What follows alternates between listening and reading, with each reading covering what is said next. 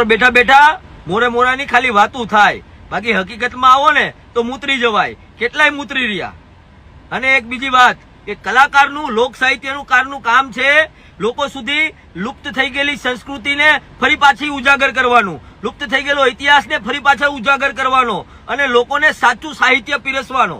ભાઈઓ, દેવતભાઈ Khavad VS બીજાસદાન ગઢવીનો social મીડિયાની અંદર જે વિરોધ છે ને ભાઈ, મને નથી લાગતો કે પતશે. કારણ કે તમને લોકોને ખબર છે કે આની પહેલાં પણ 2 વર્ષ પહેલાં પણ જે વિવાદ જામ્યો હતો ને, ગરીબ મિત્રો વાત કીધું ઘણા ટાઈમ સુધી લાંબો ચાલ્યો હતો. પરંતુ ભાઈઓ ક્યાંક ને ક્યાંક સમાધાન કરીને તે તો મામલો પતાવી દેવામાં આવ્યો હતો.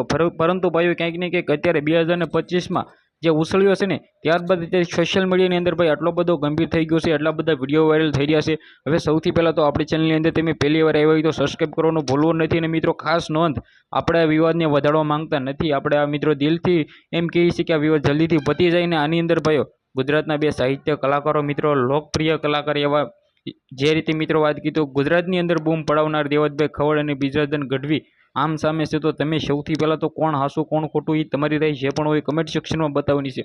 અને મિત્રો તમને લોકોને ખબર છે કે ગુજરાતની અંદર ભાઈઓ કલાકારોના વિવાદમાં ઘણીવાર આવતા હોય છે ને આવતા રહેવાના. કારણ કે મિત્રો આનું પાછળનું કારણ ક્યાંક ને ક્યાંક ઘણા બધા લોકો આગળ વયા જતા હોય છે, તો તેને પાડવા માટે લોકો ક્યાંક ને ક્યાંક વાસળથી આ કરતા હોય છે કાવતરાઓ. હવે મિત્રો આ તો બંને મિત્રો સારા એવા કલાકાર છે અને બંને મિત્રો વાત કીધો નામચીન કલાકાર છે, છતાં મિત્રો વિરોધ કેમ કરે છે?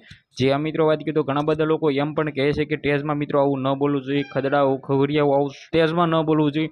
આ પણ ખોટું છે, કારણ કે મિત્રો આપણે માતાજીના સ્ટેજ ઉપર છીએ તો આવું ન બોલવું જોઈએ.